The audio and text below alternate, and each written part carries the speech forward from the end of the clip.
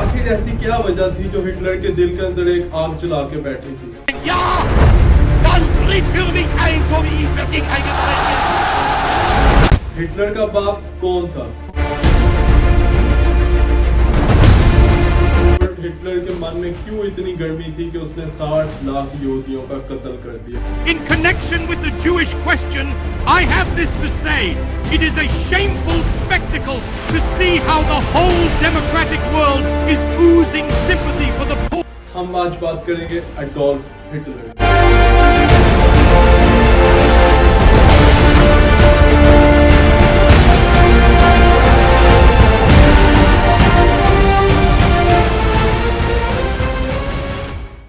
अस्सलाम वालेकुम दोस्तों, मेरा नाम है असद और आज हम बात करने जा रहे हैं एडोल्फ हिटलर की। और आज हम एडोल्फ हिटलर के बारे में जानेंगे कि एडोल्फ हिटलर का वालिद कौन था, उसकी माँ कौन थी और क्यों उसके अंदर इतनी गर्मी थी, क्यों उसने 60 लाख यहूदियों का कत्ल-ए-आम करवा दिया। तो शुरू करते हैं। ये बात है 7 जून 1937 की, जब इस दुनिया में लॉइस हिटलर ने अपने कदम रखे। लॉइस हिटलर एक गरीब घर का आदमी था जो कि एक सरकारी जॉब करता था कस्टम ऑफिसर के तौर पे। कस्टम ऑफिसर गाइस वही होता है लाइक जैसे एक बॉर्डर से दूसरे बॉर्डर चीज भेजने के लिए दरमियान में जो टैक्स लगता है उस टैक्स को वो कलेक्ट करता था। कुछ अर्से बाद ही लॉइस हिटलर की जॉब का थोड़ी सी इंक्रीज हो गया और उसको इंस्पेक्टर कस्टम ऑफिसर की सीट मिल गई। सीट मिलने के बाद इसके घर के हालात थोड़े ठीक हो गए, मिडिल क्लास के लेवल में आ गए और एक इज्जत की जिंदगी जीना शुरू कर दी। लॉइस हिटलर एक सख्त मिजाज आदमी था। इसने 3 शादियां की। पहली शादी इसने 1873 के अंदर की जिसका नाम था एना। इसकी बीवी बीमार होगी जो 1883 के अंदर इस दुनिया से वफात पा गई। इसने दूसरी शादी की 1884 के अंदर, 1 साल बाद ही इसकी किस्मत फिर कुछ खास ना चली। उसकी बीवी 1885 में वो भी इंतकाल कर गई। इसने तीसरी शादी की क्लेरा पोजल के साथ अगले साल ही, जो इसके खानदान के करीबी रिश्तेदार थी, और 1889 के अंदर उसने एडोल्फ हिटलर को जन्म दिया। एडोल्फ हिटलर की बचपन 3 भाई बहन इस दुनिया से जा बसे, जिसका असर हिटलर के सर पे बहुत ज्यादा पड़ा। और हिटलर का बाप एक बहुत ज्यादा सख्त आदमी था और इसे हर टाइम अपनी सख्ती से पेश आता था, जिसकी वजह से हिटलर के मन में एक नफरत पैदा होती रही। हिटलर को शौक था अपनी जवानी में एक आर्टिस्ट बनने का। उसने 3 दफा वियना के स्कूल में अप्लाई किया आर्टिस्ट बनने के लिए, लेकिन तीनों बार रिजेक्ट हो गया और इसकी नफरत को ये चीज बढ़ाती रही। हिटलर की मां क्लेरा पोजल हिटलर के बॉस हिटलर से बहुत ज्यादा प्यार करती थी और उसका बहुत ज्यादा लगाव था हिटलर के साथ, लेकिन बाप की सख्ती उसको हिटलर से दूर करती जा रही थी। हिटलर की एक बहन पाउला हिटलर 21 जनवरी 1996 में पैदा हुई। हिटलर उससे बहुत ज्यादा प्यार करता था, लेकिन हिटलर के दूर होने की वजह से बहुत कम मुलाकात होती थी। उसने भी इस पहली वार के बाद अपना नाम चेंज कर लिया ताकि उसे कोई पहचान ना सके, और 1960 में वो भी दुनिया से जा बची। हिटलर के अंदर इतनी नफरत बढ़ चुकी थी कि जब पहली जंग अजीम का आगाज हुआ तो हिटलर ने जर्मनी की तरफ से जंग लड़ने का फैसला किया और उसकी आर्मी में शामिल हो गया। हिटलर का काम बड़ा सख्त काम था। इससे आयरन क्रॉस का टाइटल भी मिला जर्मनी हुकूमत की तरफ से। हिटलर के बीच में जान को खतरा भी हुआ। जर्मनी इस जंग में नाकाम रहा। इस नाकामी के बाद हिटलर के मन में एक बात आई कि हम आज यहूदियों की वजह से रहे हैं। In connection with the Jewish question, I have this to say. It is a shameful spectacle to see how the whole democratic world is oozing sympathy for the poor, tormented Jewish people, but remains hard-hearted and obdurate when it comes to helping them, which is surely, in view of its attitude, an obvious duty. The arguments that are brought up as an excuse for not helping them actually speak for us Germans and Italians. 1919 में Hitler ने Nazi party को join कर लिया और एक counsellor के तौर पे हिस्सा ले लिया और लोगों के अंदर एक इंकशाफ फैलाना शुरू कर दिया कि जर्मनी की जंग अजीम हटने की वजह और कोई नहीं, सिर्फ यहूदी है। लोगों के दिलों में नफरत पैदा करता गया यहूदियों के खिलाफ और लोगों का दिल जीतता गया। कुछ ऐसी गुफ्तगू करता था यहूदियों के खिलाफ के लोगों के दिल जीतना शुरू कर दिए।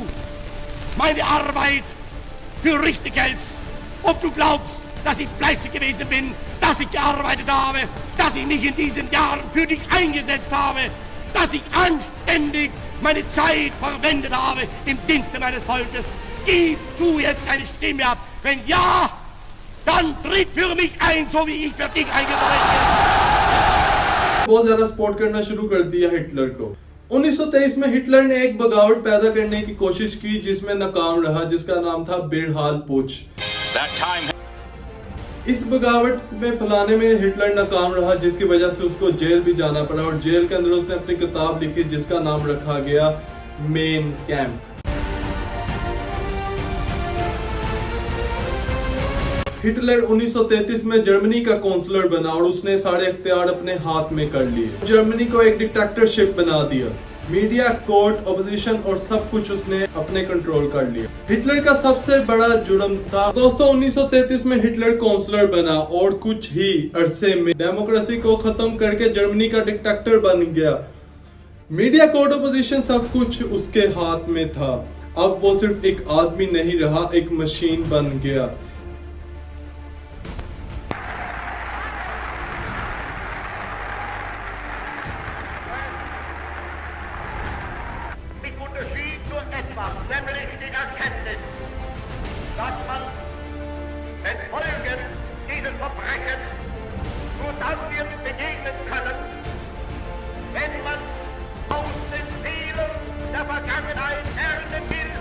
जिसमें सिर्फ पावर और नफरत थी। हिटलर ने 60 लाख यहूदियों को सिर्फ इसलिए कत्ल किया क्योंकि वो अलग थे। गैस चैम्बर, ऑस्ट्रिच जैसे कैंप, बच्चे, औरतें, बुजुर्ग, किसी पे रहम नहीं हुआ। ये इंसानी तरीक का सबसे बड़ा कत्लेआम था।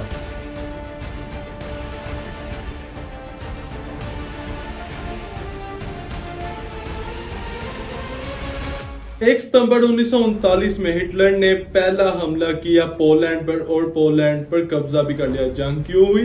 हिटलर ने पोलैंड से डेजिंग और पोलिश कॉरिडोर मांगी। जब पोलैंड ने देने से इनकार किया तो हिटलर ने बिना किसी ऐलान किए जर्मनी की तरफ से पोलैंड पर हमला कर दिया। जर्मनी ने बिजली की तरह तेज हमला किया, स्ट्रेटजी इस्तेमाल की, क्राफ्ट और आर्मी ने एक साथ हमला किया पोलैंड पर। पोलैंड इसके लिए बिल्कुल भी तैयार नहीं था जब पोलैंड पर जर्मनी की तरफ से हमला हुआ।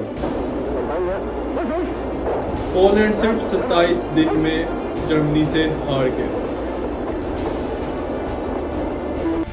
यूएसएसआर ने भी मौके की भरपूर फायदा उठाते हुए दूसरे हिस्से पर हमला कर दिया और दूसरे हिस्से पर भी कब्जा कर लिया। लगभग 6 लाख पोलिश सिविलियंस और सोल्जर्स। नाजी जर्मन्स ने लाखों यहूदियों को कैद करके यहाँ से कैंप्स में शिफ्ट कर दिया। 10 मई 1940 में दूसरी जंग का आगाज हुआ जो जर्मनी ने फ्रांस के साथ की। फ्रांस ने जर्मनी के पोलैंड पर अटैक के बाद ही वार डिसाइड कर ली थी और हिटलर ने इसका जवाब लाजमी देना था। जर्मनी ने फ्रांस पर बेल्जियम और नीदरलैंड के जरिए हमला किया। फ्रेंच मैग्नीट लाइन टोटली तौर पर नाकाम हो गई। फ्रांस सिर्फ 6 हफ्तों में जंग हार गया और फ्रांस जर्मनी के कब्जे में आ गया। इस हमले के बाद फ्रांस 2 हिस्सों में आ गया, एक फ्री फ्रांस और दूसरा विकी फ्रांस। फ्रांस के 6 लाख सिविलियंस और सोल्जर्स जख्मी हुए, जिसमें से 27,000 सोल्जर्स मौके पे मारे गए। ब्रिटेन ने जर्मनी के एक्सपेंशन के खिलाफ स्टैंड लिया। फ्रांस की हार के बाद हिटलर ने ब्रिटेन को झुकाने की कोशिश की। जर्मनी ने एरियल बॉम्बिंग शुरू की। इसे कहते हैं बैटल ऑफ ब्रिटेन। प्लान था पहले रॉयल एयरफोर्स तोड़ देना, फिर इन्वेशन करना।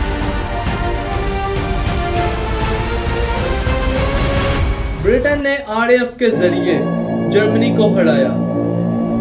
हिटलर ने इन्वेंशन का प्लान छोड़ दिया। ये पहली बड़ी हार थी जर्मनी के लिए और हिटलर के लिए। ब्रिटेन 40,000 प्लस सिविलियंस मारे गए। London blitz. जर्मनी के 2500 एयरक्राफ्ट डिस्ट्रॉय किए ब्रिटेन ने।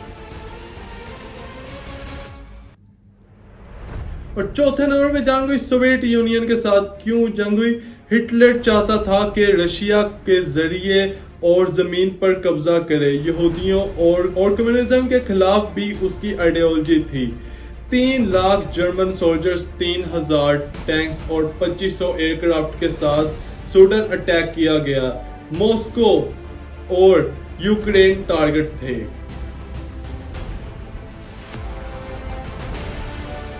शुरुआत में कामयाबी हासिल की, लेकिन रशिया सर्दी, लंबी सप्लाई लाइन और थ्रू रेसिस्टेंस ने जर्मनी की आर्मी को थका दिया। यहाँ पे जर्मनी की पहली बड़ी हार जर्मनी को झेलनी पड़ी, जिससे हिटलर को पहली इतनी बड़ी हार कबूल करनी पड़ी। यूएसएसआर के 2 करोड़ 20 मिलियन लोग मारे गए, जिसमें सिविलियंस भी थे और सोल्जर्स भी। 7 दिसंबर 1941 के बाद जब जापान ने पर्ल हार्बर पर हमला किया तो अमेरिका ने जापान पर वार डिसाइड की। हिटलर ने फिर यूएसए को भी ललकार दिया और धमकी दी कि हम तुम पर भी हमला करेंगे। यूएसए ने यूरोप में ब्रिटेन और रशिया के साथ दिया। अमेरिका ने D-Day 6 जून 1944 के जरिए फ्रांस में जर्मनी के खिलाफ बड़ा इन्वेंशन दिया। हिटलर की फोर्स हर फ्रंट पर पीछे हट गई। यूएसए ने लाइट विक्ट्री में रोल अदा किया। वर्ल्ड वार 2 में यूएसए के 4 लाख प्लस सोल्जर मारे गए। जर्मनी के हजारों सोल्जर्स इस जंग में हाथों बैठे। अब मैं आपको अगर तरीके से बताऊंगा किस मुल्क के कितने कितने लोग मारे गए, तो पोलैंड के 1939 में 6 लाख प्लस लोग मारे गए।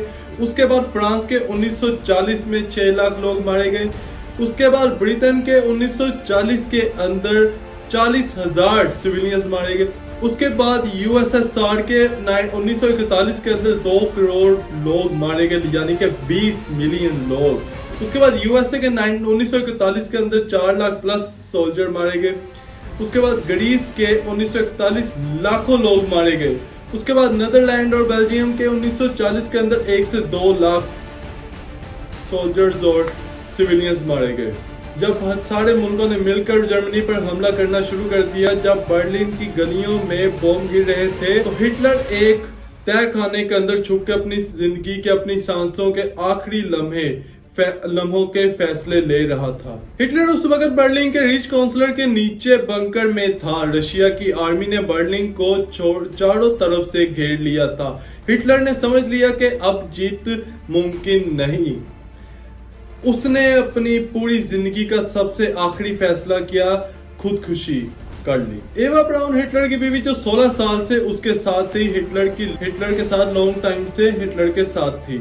19 अप्रैल 1945 को दोनों ने शादी की, सिर्फ अपनी मौत के एक दिन पहले। 30 अप्रैल को दोनों ने मिलकर खुदकुशी कर ली। एवा ने कैनाइट का कैप्सूल खाया। हिटलर ने कैनाइट का कैप्सूल के साथ साथ सर पे गोली भी मार ली खुद को, और दोनों ने मिलकर खुदकुशी कर ली। हिटलर और एवा ने पहले ही बोल दिया था कि हमारी लाशों को जला दिया जाए। जर्मन ऑफिसर्स ने दोनों के जिस्म पर पेट्रोल फेंककर उनको आग लगा दी। रशिया ने बाद में उनकी हड्डियां और दांतों को ढूंढा और लाशें ना मिल सकी। मैं दुश्मन के हाथ नहीं आऊंगा, यहूदी कभी मुझे अपने झांसे में नहीं ला सकते, ये हिटलर के आखिरी अल्फाज थे। तो दोस्तों ये थी आज की वीडियो। मैंने अभी बिल्कुल सीधी सादी वीडियो बनाई है कि ताकि आपको आसान अल्फाजों में समझा सकूं। अगर इस वीडियो में कुछ गलत आपको लगे तो लाजमी कमेंट में मुझे मेंशन करें ताकि मैं उस गलतियों को दुरुस्त कर सकूं। इंशाल्लाह सून नेक्स्ट वीडियो भी आएगी। दीजिए अपने भाई को इजाजत, मिलते हैं नेक्स्ट वीडियो में। अल्लाह हाफिज।